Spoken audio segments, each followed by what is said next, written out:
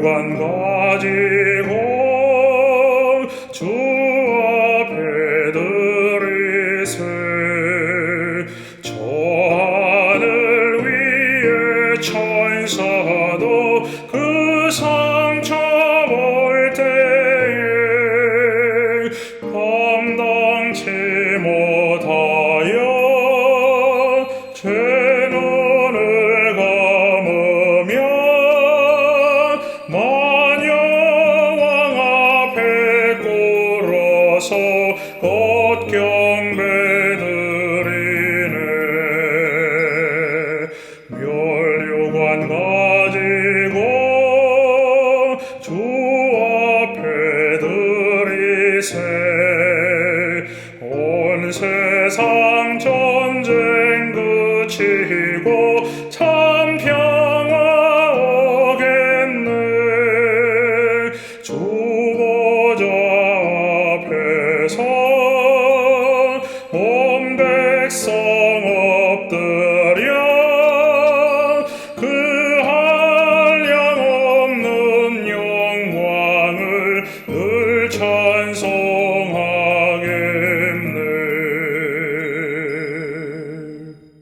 네. 하늘에 계시는 사랑이 많으시고 거룩하신 우리 아버지, 서부야영회 제38회 야영회를 마침내 가질 수 있도록 은총을 내려주셨사오니 그 은혜를 인하여 진심으로 감사를 드립니다.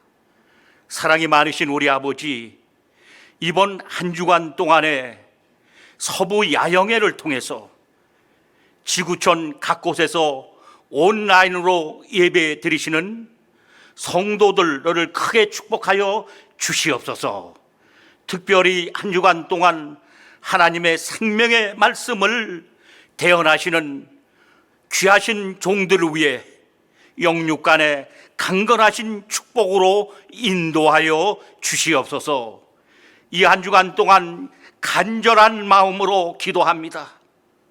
하나님의 놀라우신 사랑으로, 예수님의 크신 비전으로, 성령님의 능력으로 이 한 주간 동안 채워주셔서 우리 하나님께는 큰 영광이요, 지구촌 각 곳에서 함께 하시는 성도들에게는 말할 수 없는 축복의 시간이 될 수 있도록 은총을 내려주시옵소서. 이제 시작하는 시간입니다. 맞춰지는 순간까지 우리 하나님 영광을 받으시옵시기를 간절히 소원하옵고, 우리를 심히 사랑하여 주시는 생명의 주님 예수님의 귀하신 이름으로 간절히 간구하옵나이다. 아멘.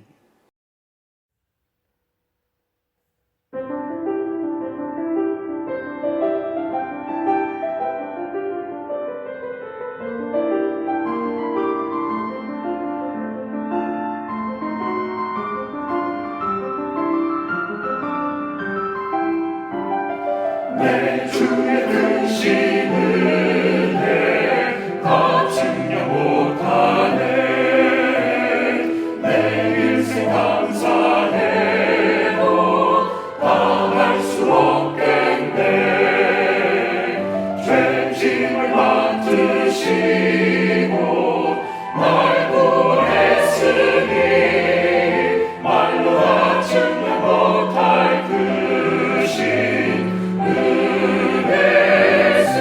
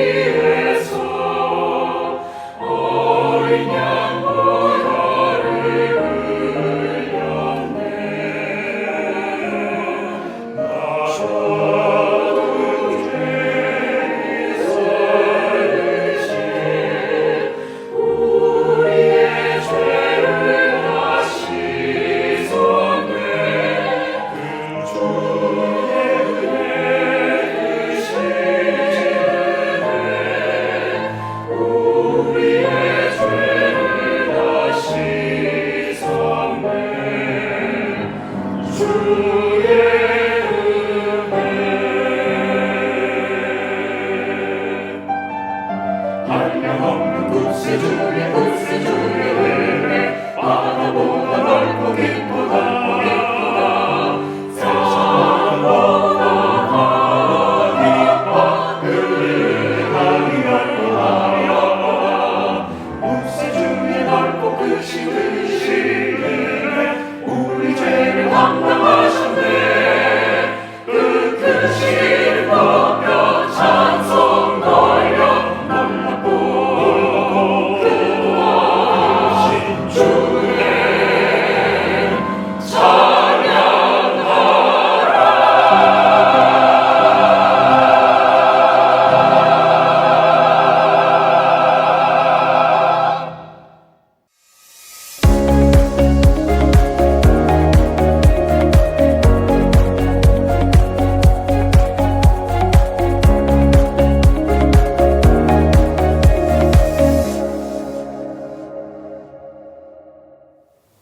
성도 여러분 안녕하십니까?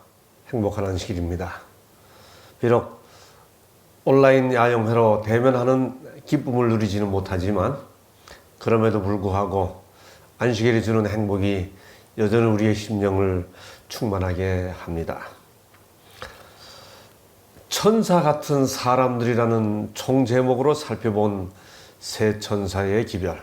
우리는 그동안 영원한 복음을 전하는 천사 같은 사람들, 심판의 복음을 전하는 천사 같은 사람들, 창조의 복음을 전하는 천사 같은 사람들, 구원의 복음을, 구속의 복음을 전하는 천사 같은 사람들, 인침의 복음을 전하는 천사 같은 사람들이라는 제목으로 세 천사의 기별 하나하나를 살펴왔습니다. 이제 오늘 그 마지막 시간으로 예수 믿음의 복음을 전하는 천사 같은 사람들이라는 제목으로 말씀을 드리겠습니다. 또 다른 천사 곧 셋째가 그 뒤를 따라 큰 음성으로 이르되 성도들의 인내가 여기 있나니 그들은 하나님의 계명과 예수에 대한 믿음을 지키는 자니라. 요한계시록 14장 12절의 성도들의 인내가 여기 있나니 저희는 하나님의 계명과 예수 믿음을 지키는 자니라 라고 하는 이 기별이 셋째 천사의 기별에 포함될까요?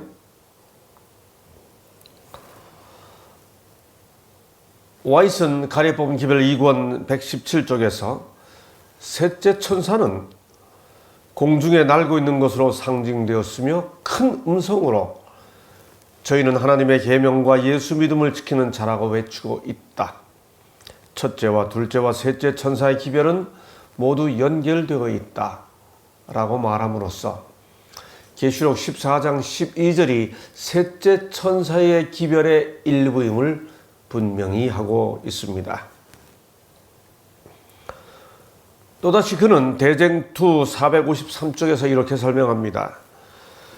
영원한 복음과 관련하여 요한계시록 14장에 제시된 이 진리들은 재림시대의 그리스도 교회의 특징이 될 것이다. 왜냐하면 다음 삼중기별이 전파된 결과로 성도들의 인내가 여기 있나니 저희는 하나님의 계명과 예수 믿음을 지키는 자니라고 선포되어 있기 때문이다. 그러니 이 구절 또다시 한 번 더 읽으면 성도들의 인내가 여기 있나니 저희는 하나님의 계명과 예수에 대한 믿음을 지키는 자니라. 제가 개역 개정으로 읽었습니다. 이 기별은 셋째 천사 기별의 마지막 후반부이면서 동시에 삼중 기별, 첫째, 둘째, 셋째는 서로 연결되어 있다. 삼중 기별의 결론이기도 함을 알 수 있습니다. 오늘 2021년 야영회가 마치는 이 마지막 안식일에 세 천사의 기별의 마지막으로 이 삼중 기별의 결과로 선포되는 기별의 의미를 살펴보았습니다. 보려고 합니다. 먼저 이 기별은 이렇게 말하죠. 성도들의 인내가 여기 있나니. 그렇습니다. 셋째 천사의 기별의 후반부 마지막 기별인, 그리고 결론적 기별인 이 기별은 성도들의 인내가 여기 있다고 말합니다. 성도들이 누군가요? 천사가 말하는 성도는 과연 누구인가요? 말할 것도 없이 기별을 받아들인 사람들입니다. 우리는 요한계시록 13장과 14장의 문맥 속에서 하나님의 기별을 받아들인 사람들은 결국 하나님의 인을 받은 사람들임을 확인했습니다. 짐승의 권세가 압도적이었습니다. 그 영향력이 세계를 지배합니다. 그 짐승의 권세가 나라와 권세와 백성과 방언들을 다 장악하고 있습니다. 바로 그럴 때 똑같은 대상들을 향해 천사의 기별이 선포되고, 그들은 짐승의 표가 아니라 하나님의 인을 받습니다. 그렇죠. 짐승의 권세와 영향력이 아무리 커도 여전히 짐승의 표가 아니라 하나님의 인을 받는 자들이 있죠. 셋째 천사는 그들을 성도라고 부릅니다. 그런데 여기서 한 단계 더 깊이 들어가 볼 필요가 있습니다. 한 주일 내내 반복해서 거듭해서 말씀드렸던 것처럼 이 기별을 전하는 천사가 누구인가요? 기별을 전하는 사람들이죠. 우리들이죠. 하나님의 인을 받아야 하고 받은 사람들입니다. 그렇다면 결국 이 기별을 전하는 사람들을 바로 그들이 성도들이죠. 예, 여기 기별을 전하는 사람들, 아주 실제적인 의미에 있어서 바로 그 기별을 전하는 천사 같은 사람들, 바로 그들의 특징, 그들의 특징이 성도, 그들이 바로 성도이고 그들의 특징을 이 본문이 묘사하고 있고 천사가 외치고 있는 거지요. 그런데 이 기별에서 이 기별이 외치는 성도의 특성은 그 덕목에 있어서 특별한 것 한 가지가 강조되죠. 성도들의 인내가 여기 있나니. 예, 저도 이 기별 전하면서 정말 이렇게 인내를 깊이 생각했습니다. 하나님의 인은 하나님의 이름이죠. 하나님의 이름은 곧 하나님의 성품을 나타냅니다. 베드로후서 1장 5절로 7절에 보면 이미 말씀드렸던 것처럼 인간이 하나님의 영역에 참여할 수 있는 것이 선포되지요. 너희가 정욕 때문에 세상에서 썩어질 것을 피하여 신성한 성품에 참여하는 자가 되게 하려 하셨느니라. 신성한 성품에 참여하는 자. 이전 개역에 의하면 신의 성품에, 또 다른 역본들에 의하면 하나님의 성품에 참여하는 자. 예, 그렇습니다. 우리는 하나님을 섬기는 하나님의 자녀들로서 하나님의 영역에 참여하게 될 때 신의 권위나 혹은 신의 권능에 참여하는 자가 아니라 하나님의 성품에 참여하는 자가 되는데, 베드로 후서는 계속해서 그 신의 성품에 대해 덕목을 하나씩 설명하지요. 그러므로 너희가 더욱 힘써 너희 믿음의 덕을, 덕의 지식을, 지식의 절제를, 절제의 인내를, 인내의 경건을. 예, 이 모든 내용들이, 이 모든 덕목들이 하나님의 성품에 참여하는 자들이 이루어가야 할 이 체인처럼 서로 연결해서 나타내야 할 신앙 덕목들이죠. 그런데 셋째 천사는 그 덕목들 중에서 특별히 인내를 강조하고 있습니다. 왜 그럴까요?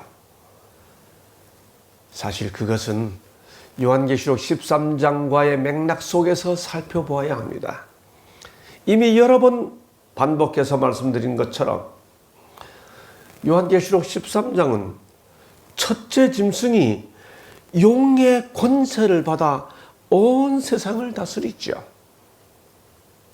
그래서 사람들이 첫째 짐승을 섬기는 것이 곧 용을 섬기는 것이 되지요. 예, 그렇게 해서 이 땅에 사는 자들이 다 그 짐승을 경배하게 됩니다. 그 영향력이 너무나 압도적이기 때문에 모든 사람들이 나라와 족속과 백성과 방언이 똑같은 네 단어라고 그랬죠. 이 세 천사의 기별이 전해져야 하는 대상과 나라와 족속과 백성과 방언이 다 그 짐승을 경배하게 됩니다. 그런 상황에서 계시록 13장 10절 사로잡힐 자는 사로잡혀 갈 것이요 칼에 죽을 자는 마땅히 칼에 죽을 것이니 그 다음 성도들의 인내와 믿음이 여기 있느니라. 성도들의 인내는 계시록 13장 10절에서 이미 선포되었습니다. 셋째 천사는 지금 그 사실을 다시 한번 강조하고 있는 것이죠. 천사는 다시 이렇게 외칩니다.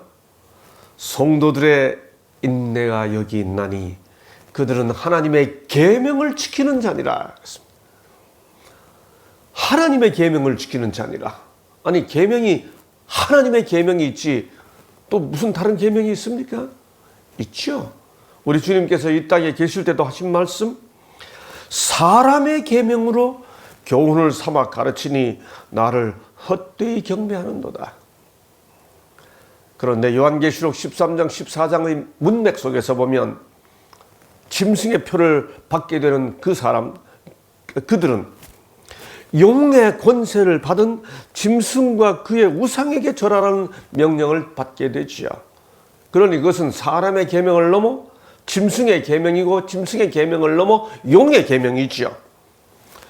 성도들은 그 요구를 거절하고 하나님의 계명을 지킨다는 겁니다. 사람의 계명을 넘어 짐승의 계명을 넘어 용의 계명을 거절하고 하나님의 계명을 지킨다는 거죠. 와이슨 가래 뽑은 기별 1권 383쪽에서 그 의미를 이렇게 설명합니다. 셋째 천사의 기별은 넷째 계명의 안식일에 대한 증거를 요구하며 이 진리는 온 세상 사람들에게 전파되어야 한다. 세 천사의 기별이 하늘과 땅과 바다와 물들의 군원을 만드신 이를 경배하라는 첫째 천사의 기별로 시작이 됩니다. 그런 의미에서 하나님의 계명이 언급되는 셋째 천사의 이 기별이 넷째 계명의 안식일에 대한 증거를 요구한다는 와이스의 이해는 선명하고도 분명하지요. 예, 그렇습니다. 하나님의 계명을 지킬 때 창조주를 증거하는 안식일을 구별해야 하는 것은 너무도 당연합니다.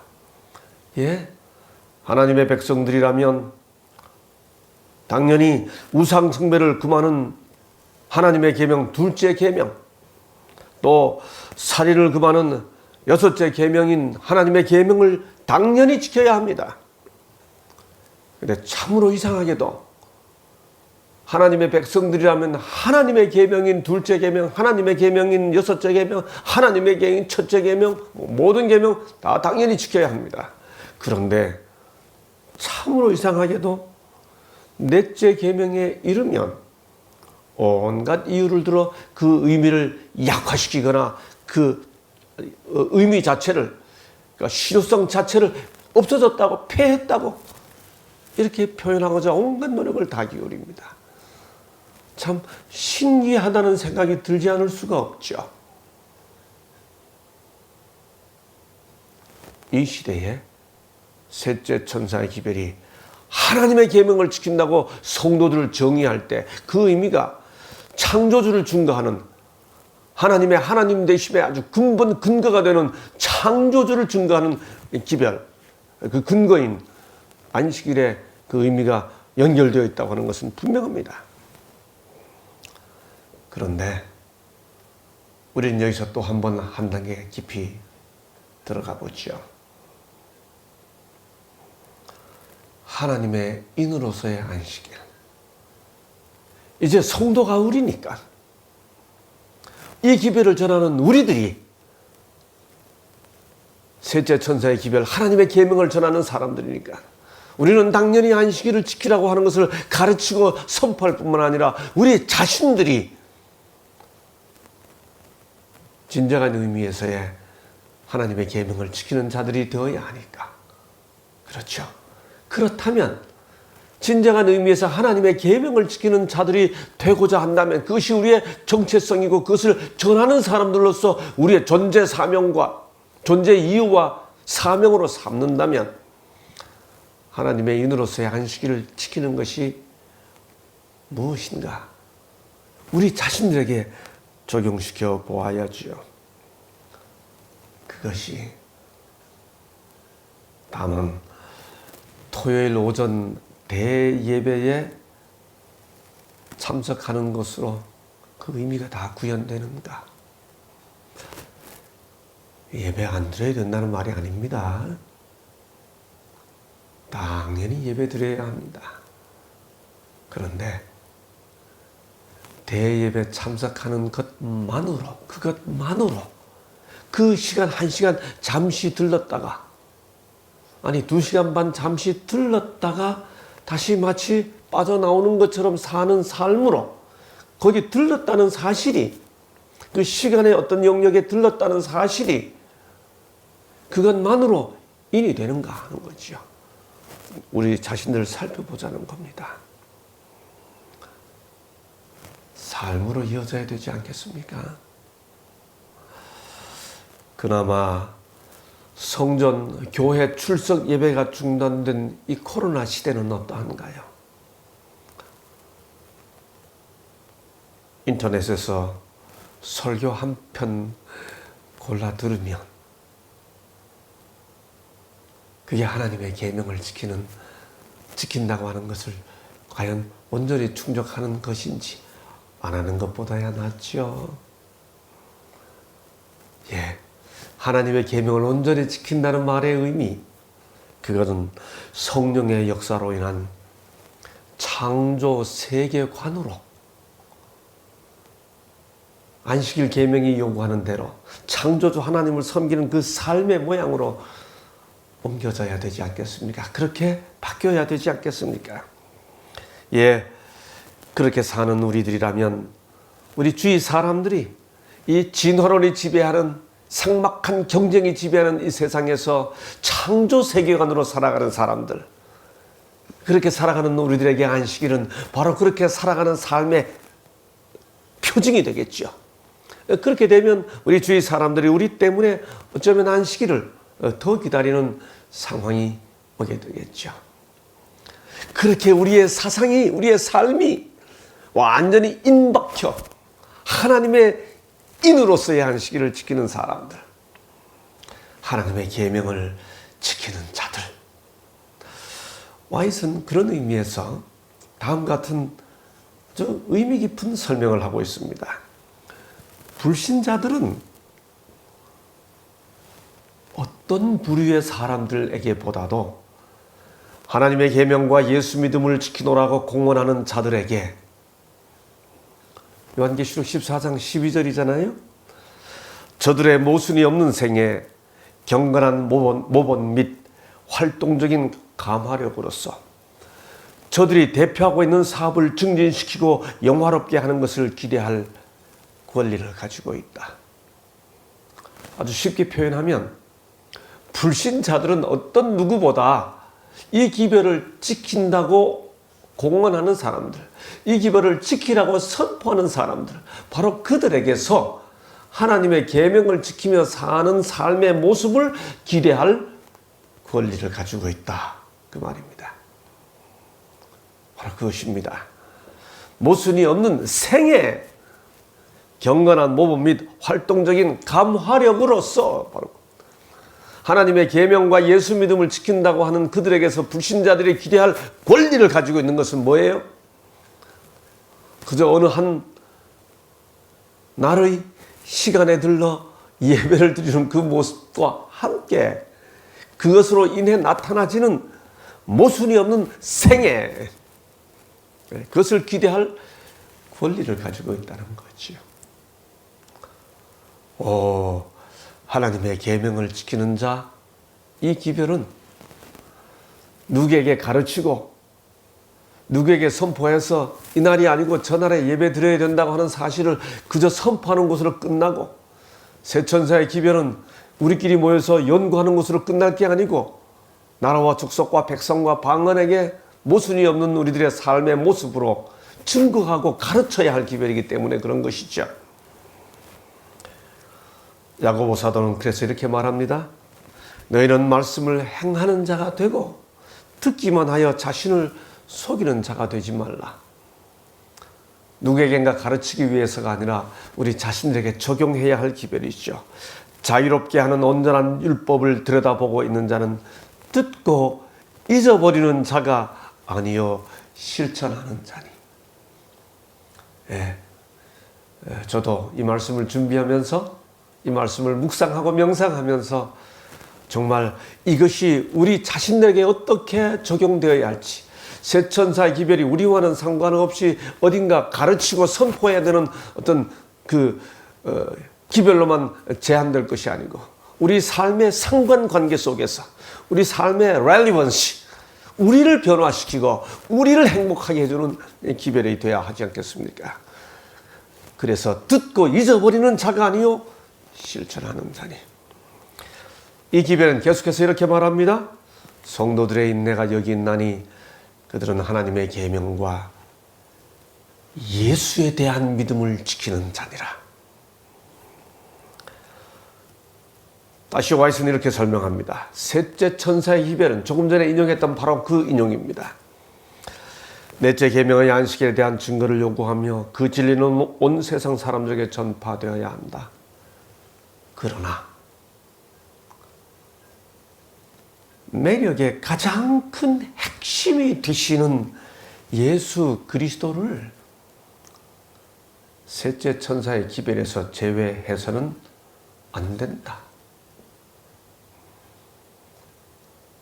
와우. 셋째 천사의 기별은 넷째 계명에 대한 증거를 요구하는데 와이스는 이어서 설명하기를 이 기별에서 매력의 가장 큰 핵심은 예수 그리스도라는 겁니다. 셋째 천사의 기별에서 가장 매력적인 포인트는 예수 그리스도라는 겁니다. 그런데 이 기별을 전하는 사람들의 실상이 어떠하냐? 와이스는 다시 이렇게 말합니다. 그러나 이 시대를 위한 사업에 종사하는 많은 자들, 누구예요? 저 같은 사람입니다. 목회자들, 또 교사들, 또 우리 모든 교우님들. 그러나 이 시대를 위한 사업에 종사하는 많은 자들에 의해 그리스도께서 둘째 자리로 밀려났으며 이론과 논쟁이 첫째 자리를 차지하게 되었다. 세 천사의 기별을 전하는 사람들이, 특별히 셋째 천사의 기별을 전하는 사람들에게서 특별히 이것이 넷째 계명과 연관된 안식일 기별이라고 하는 사실을 가르치고 선포하는 사람들에 의해 이 기별의 가장 매력적인 포인트, 핵심인 예수께서 둘째 자리로 밀려나고 이론과 논쟁이 그 자리를 차지하고 있다는 겁니다. 이 설명은 우리를 깊이 성찰하게 만들어 줍니다. 정말 우리는 새 천사의 기별을 전하면서, 셋째 천사의 기별을 전하면서, 특별히 안식일 기별을 전하면서 매력의 가장 포인트 있는 그리스도보다 이론과 논쟁이 첫째 자리를 차지하도록 하지 않았는가. 놀랍게도요, 이 기별을 어떻게 이해해야 되는가 하는 것에서조차도 이론과 논쟁이 첫째 자리를 차지하고 있죠. 이 구절, 예수 믿음, 우리 성경 본문 원어로 피스티스 예수스, 이 구절 자체를 어떻게 이해해야 되느냐에 대해서도 이론과 논쟁이 첫째 자리를 차지하고 있습니다.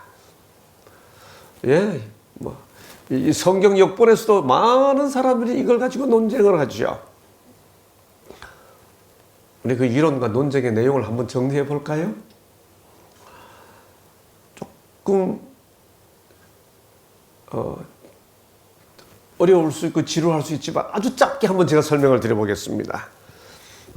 여기 예수의 믿음, 그대로 번역하면 할 때 의, 소유격 의는 문법적으로 세 가지 기능을 가지고 있습니다.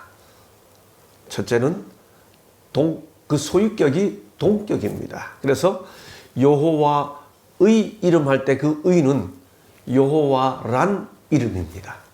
성경에서 여호와의 이름을 불렀더라 하는 말은 여호와께서 또 다른 이름을 가졌다는 뜻이 아니고 여호와란 이름을 불렀더라 라는 뜻이죠.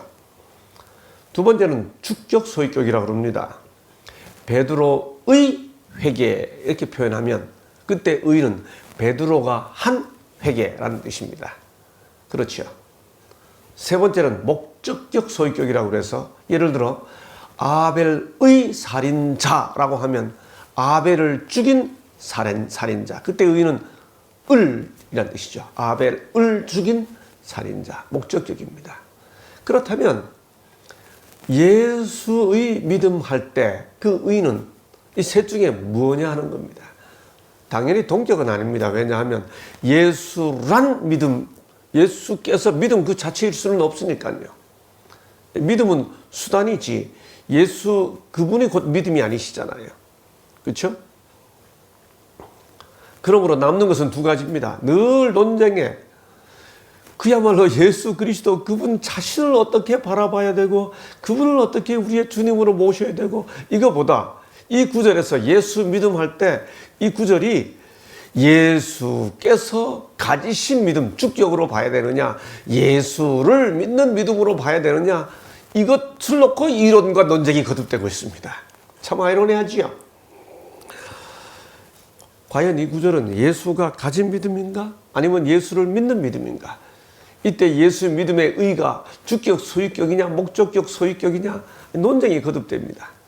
그래서 개혁마저도 이 논쟁을 어쩌면 지혜롭게 피하기 위해서인지 의자를 아예 빼버리고 예수 믿음을 이렇게 번역했었죠.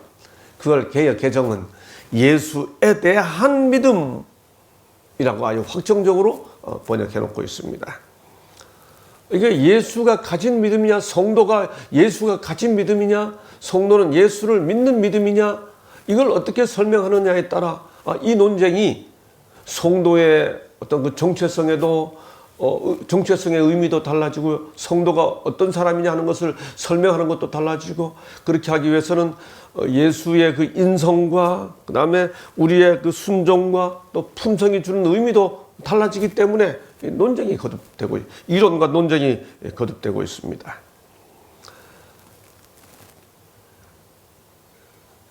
제가 보니까 이 두 논쟁의 그 뭐라 그럴까요? 이론적 근거나 뭐 그런 게 복잡하지만 여러 번 반복되어 왔고, 또 역사 일에 이렇게 쭉 누적되어 있기 때문에 그 의미를 한번 제 나름대로 간단히 한번 정리해 보겠습니다.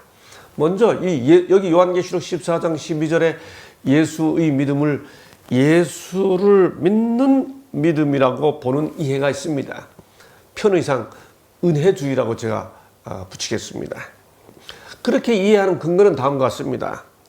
우리는 본질상 진노의 자녀이다. 그래서 죄인이다. 그러므로 본질상 진노의 자녀로서 죄인인 우리는 죄인이기 때문에 죄를 이길 수 없다. 고로 우리는 예수의 공로를 의지하는 믿음을 가져야 한다. 이론이 있습니까? 이렇게 이해하는 분들을 향해 아니다, 이 구절은 예수가 가진 믿음을 나타내 준다. 마지막 시대에 성도가 어떤 사람인지를 딱 설명해 줄 때 이것은 예수가 가진 믿음이다 라고 생각하는 분들이 던지는 질문입니다. 그렇다면 어차피 지을 죄의 기회, 죄와 싸워서 이긴다는 것을 포기해야 된다는 말인가? 사람이 변화를 위해 하는 모든 노력이 의미가 없는가? 그렇다면 결국 은혜도 값싼 것이 아닌가라고 하는 것. 그런 논리에 대한 반론과 함께 그 경향을 지적합니다. 뭐라고 경향하는가 하면 그렇게 주장하는 것이 사실 무슨 의미가 있냐. 자꾸 죄와 실수에 대해 관대하게 대하고 그러다 보니 교회의 표준을 낮추는 경향이 있고 그것이 결국 세속화로 가는 길이 아니냐. 의인은 없나니 하나도 없음에 라고 하는 구절을 늘상 인용하면서 모든 죄 짓는 실수하는 그런 것들을 용납하고 너무 관대하게 대하는 교회의 표준을 낮추는 그런 경향이 있다고 지적합니다. 그 반대편에 아니다. 이 믿음은 예수가 가진 믿음을 나타낸다. 라고 하는 이해를 가진 분들은 다음과 같은 판단에 근거해서 그렇게 주장하죠. 예수는 모든 것에 우리와 똑같이 시험을 받으셨다. 그 말은 그분의 인성이 우리와 같다는 뜻이다. 그런데 예수께서는 죄를 이기셨다. 어떻게 죄를 이기셨을까? 우리와 똑같은 인성을 가지고 똑같은 모든 일에 우리와 같이 시험을 받으셨는데 죄를 이기신 것은 그분이 신성에 유리한 조건을 가지고 그것을 활용해서 죄를 이기신 것이 아니고 온전한 믿음으로 죄를 이겼다는 뜻이다. 그러니 우리도 그분이 가졌던 그 믿음을 가져야 한다는 거죠. 그러면 죄를 이길 수 있다는 거죠. 이론이 있습니까? 이들을 향해 이 구절이 예수를 믿는 믿음이라고 이해하는 분들은 이런 질문을 던집니다. 그렇다면 예수의 공로를 의지할 필요가 있는가? 우리가 예수께서 가졌던 그 믿음을 가져야 된다면 우리는 우리 믿음으로 죄를 이기는 것이니 예수의 공로를 의지할 필요가 없어지지 않는가? 더 나아가 대화하는 그 상대를 향해 묻죠. 당신이 그런 믿음을 지녔는가? 만약 그렇다고 하면 그러면 왜 그렇게 사는가? 왜냐하면 자기가 보기에도 온전한 믿음을 가졌다고 인정이 안 되기 때문에 그렇죠. 사람이 사람을 바라보면 정말 이 사람은 예수다. 아무도 그렇게 말할 수 없잖아요. 아니다, 난 그렇게 되려고 노력한다. 그렇게 대답하면 결국 그 말은 당신도 은혜가 필요한 사람이 아니냐. 그러면서 역시 그분들은 이렇게 주장하는 분들을 향해 그 경향을 지적하죠.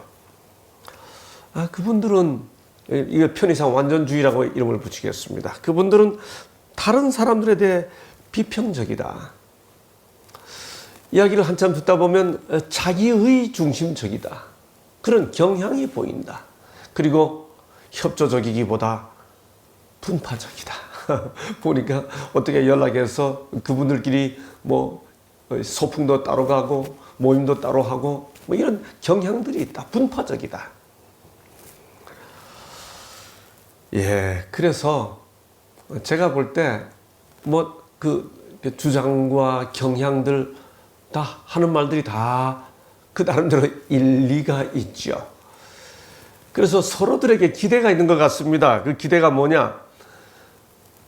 소위 완전주의적 입장을 이야기하시는 분들은 그 은혜주의를 이야기하는 분들을 향해 이런 기대를 요구하고, 은혜주의를 이야기하는 분들은 완전주의를 향해 이런 기대를 이야기합니다. 첫째는 은혜를 이야기하려면 정말 최선을 다해 말씀대로 살고 최선을 다해 믿음대로 살아가려고 하는 그 감동과 모범의 모습을 좀 보여줬으면 좋겠다. 사람의 실수와 허물을 이게 합리화하는 근거로 은혜가 필요하다라고 말하지 않고 정말 최선을 다해 믿음으로 살아가는데,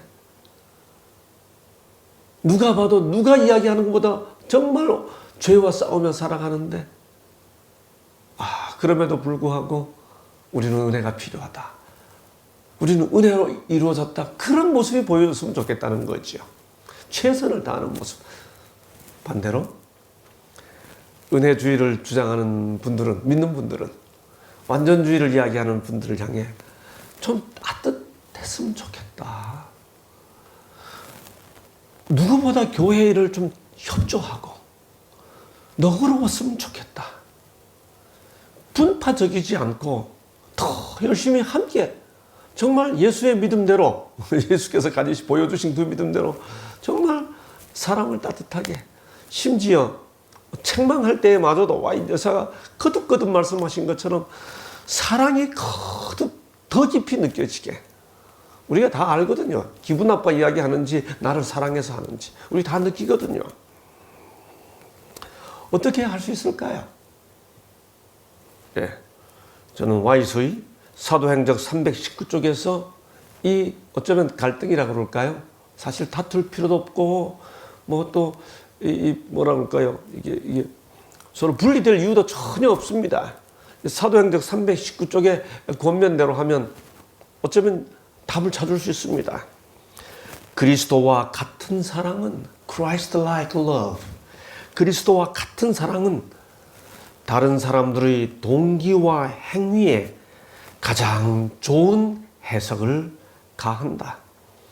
이것은 쓸데없이 그들의 잘못을 드러내지도 아니하고 불리한 보고에 열심히 귀를 기울이지도 아니하고 오히려 다른 사람들의 좋은 품성들을 기억하고자 노력한다. 여러분, 그래서 이론의 차이, 이해의 차이를 가지고 그들의 동기를 왜곡하거나 혹은 잘못을 드러내고 그 불리한 이야기에 귀를 기울여서 서로 이러니 저러니 하는 거, 그리스도와 같은 사랑은 그렇게 하지 않는다는 거죠. 그리고 오히려 그 동기와 행위에 가장 좋은 해석을 해준다는 거죠. 그렇게 한번 해보십시다. 우리 그리스도께서 가진 그 믿음으로 그런 믿음을 가져야 된다고 생각하면서 이 구절에서 그리스도를 따라가야 된다고 생각하시는 분들, 그리스도를 믿는 믿음이라고 주장하는 그분들을 향해 이렇게 그 동기를 해석해야 되지 않겠습니까?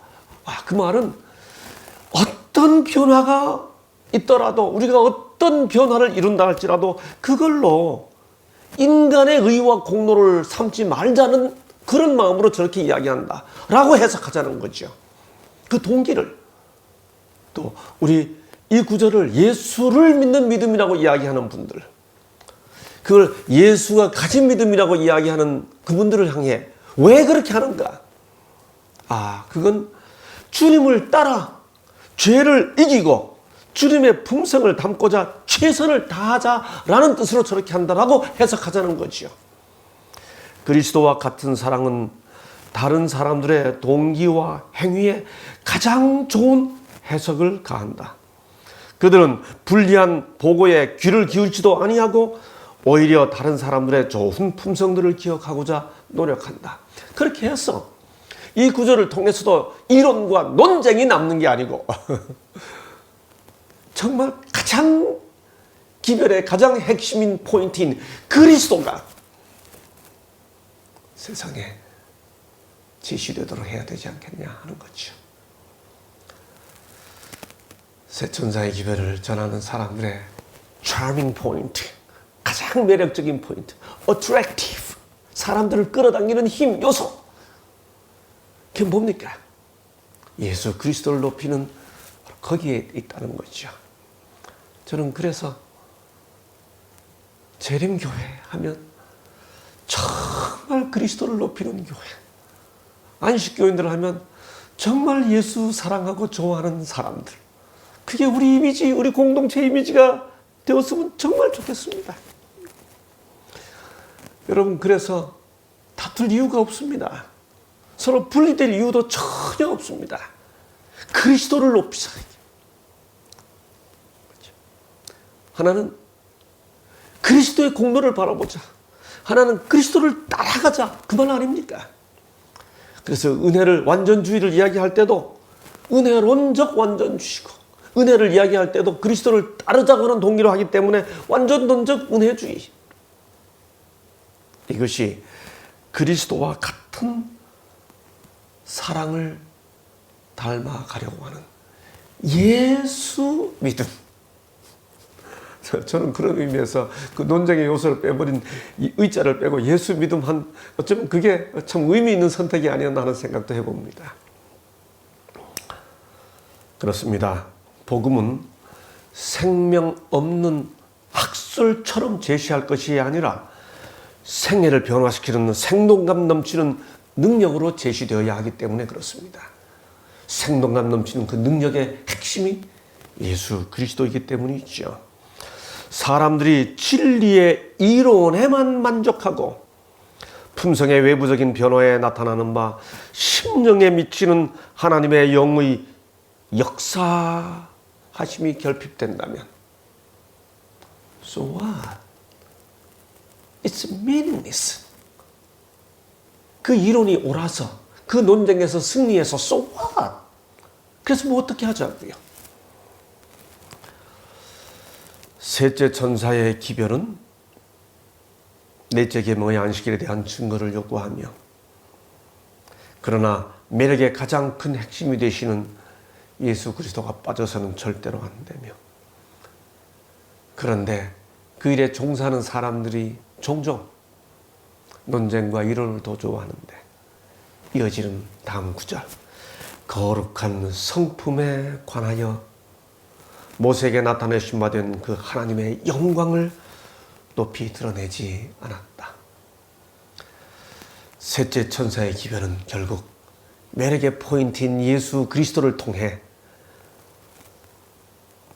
하나님의 성품이, 거기에 나타난 하나님의 영광이 드러나야 한다는 겁니다.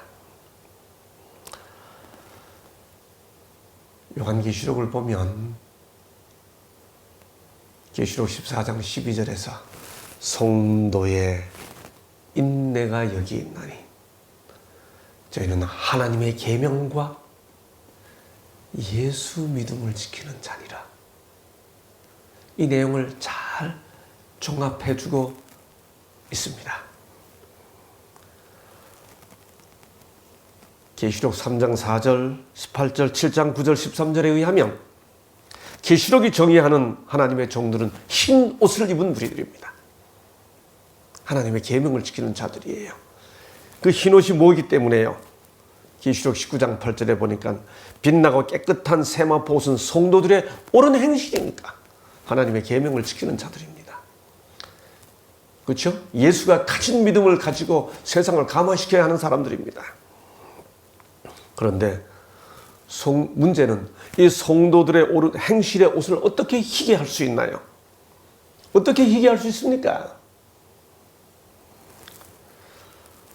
계시록 자체가 설명하잖아요. 22장 14절에서 두루마기를 빠는 자들은 복이 있나니 그들이 생명나무에 나아간다고요.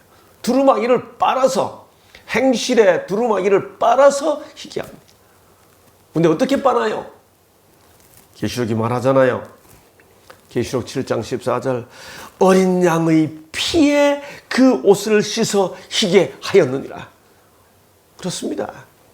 하나님의 계명을 지키고 예수 믿음을 어쩌면 계시록 전체가 이렇게 설명해 주고 있지 않습니까? 교육과 수양과 의지력의 연단과 인간의 노력은 각각 상당한 역할을 합니다. 그러나 이것들이 마음을 변화시키는 일에는 무력하다. 이것들이 혹 행위의 외모를 단장할 수는 있어도 마음을 고칠 수는 없으며 생애의 동기를 깨끗게 할 수도 없다. 사람이 죄에서 벗어나서 성결해지려면 먼저 마음 속에서 움직이는 능력이 있어야 하나니 곧 위로부터 새 생명을 받아야 한다. 이 능력이 곧 그리스도이시다. 성결해져야 하는 우리의 삶의 모양과 근본적으로 변화되는 우리 마음의 동기, 그 능력이 위로부터 그리스도께서부터 온다는 설명이 얼마나 아름답게 조화를 이루고 있습니까? 종로의 계단 18쪽에 있는 말씀입니다. 이제 우리는 드디어 이해합니다. 왜 바울이 우리를 보고 변화하라 하지 않고 변화를 받으라고 했는지. 변화는 받는 것이죠. 새 천사의 기별을 마치면서 이제 우리는 그 기별을 삼중기별이라고 설명하는, 첫째, 둘째, 셋째, 이 기별이 각각의 기별이 아니고 삼중기별이라고 말하는 의미를 이해해야 합니다. 그렇습니다. 새 천사의 기별은 단계적으로 선포됐지만 함께 선포되는 삼중기별입니다. 전도서는 말하죠. 한 사람이면 패하겠거니와 두 사람이면 맞설 수 있나니 그 다음 두 겹줄이 아니고 세 겹줄은 쉽게 끊어지지 않아야 하느니라. 이 기별이 정령 삼중기별이기 때문에 이것이 나타내주는 의미는 천사는 혼자 외치는 자가 아니라는 거죠. 함께 외쳐야 삼중기별이 이루어진다는 거죠. 누구는 첫째 기별 외치고 사라지고 누구는 둘째 기별 외치고 사라지는 것이 아니라 이 기별을 외치는 천사들이 함께 삼중기별을 외치는 것처럼 하나님의 사본, 천국 복음은 함께 전해지는, 함께 일하는 천사 같은 사람들이 되어야 한다는 겁니다. 우리는 지난 한 주간 동안 천사 같은 사람들이라는 총제목으로 새 천사의 기별을 살펴보았습니다. 영원한 복음을 전하는 천사 같은 사람들, 심판의 복음을 전하는 천사 같은 사람들, 창조의 복음을 전하는 천사 같은 사람들, 구속의 복음을 전하는 천사 같은 사람들, 인침의 복음을 전하는 천사 같은 사람들, 예수 믿음의 복음을 전하는 천사 같은 사람들, 바로 그 천사 같은 마음과 모습으로, 심판의 시간이 이르렀다는 기별도 영원한 복음으로, 창조주를 경배하라는 기별도 영원한 복음으로, 바벨론이 무너졌다는 기별도 영원한 복음으로, 짐승의 표에 대한 하나님의 진노의 기별도 영원한 복음으로, 하나님의 계명과 예수 믿음을 지키는 성도의 인내도 영원한 복음으로 전하는 천사 같은 우리들이 되었으면 좋겠습니다. 이렇게 천사가 외칠 때 이 기별이 너무나 소중하기 때문에 이 기별에 언급되어 있는 특별한 축복, 자금 이후로, 개역이 그렇게 표현했죠. 지금 이후로 주 안에서 죽는 자들은 복이 있도다. 주 안에서 죽는 자들은 항상 복이 있죠. 그러나 이 기별이 너무도 특별하기 때문에 지금 이후로 이 기별을 듣고 주 안에서 죽는 자들은 복이 있다. 우리가 이런 기별을 담당하는 아름다운 천사들이 되어야 하지 않겠습니까? 2021년 미주 서부 온라인 야영회를 위해 수고하신 우리 나성중앙교회 김순태 목사님과 헌신하신 모든 임원들, 그리고 이 집회에 참여하신 미국과 한국, 그리고 온라인 세계의 모든 이웃들에게 새 천사가 전하는 영원한 복음의 축복이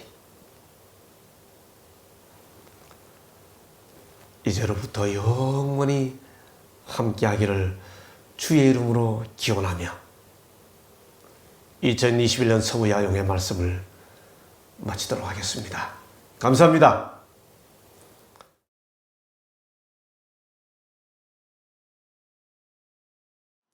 존경하는 서부에 거주하시는 한인 재림 성도 여러분, 한 주일간의 말씀의 잔치를 통해서 큰 은혜를 받으셨습니까? 이제 이 아름다운 서부 야영회의 전통이 내년에도 계속될 수 있도록 하기 위해서 여러분들께서 헌신하실 시간이 되었습니다. 이번 온라인 야영회를 위해서 영상을 준비하고 편집하느라 적지 않은 자금이 사용되었습니다. 또한 내년에는 서부의 젊은 영성이 성대한 대면 야영회를 위해서 기도하면서 준비하고 있는데 PUC의 시설을 예약하고 영성 있는 강사들을 모이기 위해서 약 10만 불가량의 헌금이 필요합니다. 각 교회로 발송해드린 서부 야영회 헌금 봉투를 사용하셔서 체크 페이 투 오더란에 LA 센트럴 철치 캠프 혹은 LA 센트럴 철치라고 기록하시고 여러분들의 교회로 헌금하시거나 직접 나성교회로 보내주시면 2022년 서부 야영회를 준비하는 데 큰 도움을 얻게 될 것입니다. 하나님께서 모든 성도 여러분들을 풍성히 축복해 주시기를 바랍니다. 감사합니다.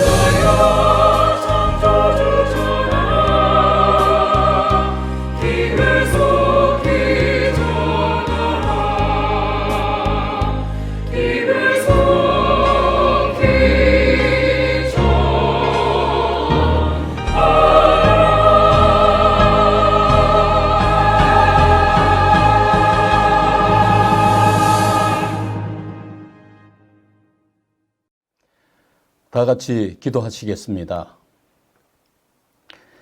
하늘에 계신 아버지, 팬데믹 때문에 어려운 상황 속에서도 말씀의 잔치를 잘 마칠 수 있도록 인도해 주셔서 진심으로 감사를 드립니다. 이러한 기회를 통하여 미주에 계신 성도님들이 더욱 하나님을 사랑하고 믿음으로 성장해 가도록 인도하여 주시옵소서. 말씀의 은혜를 통하여 교회마다 늦은 비 성령의 역사가 일어나도록 해주시고 예전에 보지 못한 부흥과 개혁이 일어나도록 축복하여 주시옵소서. 이번 야영회를 위해 수고하신 모든 강사님들에게 더 큰 일을 하실 수 있도록 성령님의 능력으로 채워주시고 예수님의 재림을 촉진하는 주님의 일꾼들이 되도록 축복하여 주시옵소서. 그리고 야영회를 주최하시느라고 수고하신 나성중앙교회 목사님 이하 모든 성도님들에게도 풍성하신 은혜와 축복으로 채워주시고 주님 안에서 교회가 하나 되어 맡겨주신 교회의 사명을 다 할 수 있도록 인도하여 주시옵소서. 아버지 하나님, 미주교회 협회는 현재 교회 개척 사업을 위해서 8개 교회를 재정적으로 지원하고 있습니다. 이 사업뿐만 아니라 협회의 여러 가지 사업들을 잘 추진할 수 있도록 미주 교회들이 잘 협력하게 해주시고 재정적으로도 넉넉하게 채워주시옵소서. 복음의 현장에서 밤낮 쉬지 않고 수고하시는 목사들에게 하늘의 능력과 지혜를 더하여 주셔서 섬기시는 교회를 통하여 하나님의 영광이 나타나도록 인도하여 주시옵소서. 이번 야행회를 위해서 재정적으로 헌신하신 모든 분들께 주님의 사업을 위하여 더 큰 일들을 하실 수 있도록 축복하여 주시옵소서. 그리고 주신 헌금을 통하여 하나님의 사업이 더욱 크게 발전할 수 있도록 도와주시옵소서. 그리고 미주의 모든 성도님들이 믿음으로 잘 준비되어 한 사람도 빠짐없이 기쁨으로 예수님을 맞이할 수 있도록 축복해 주시옵기를 예수님의 성으로 간절히 기도드리옵나이다. 아멘.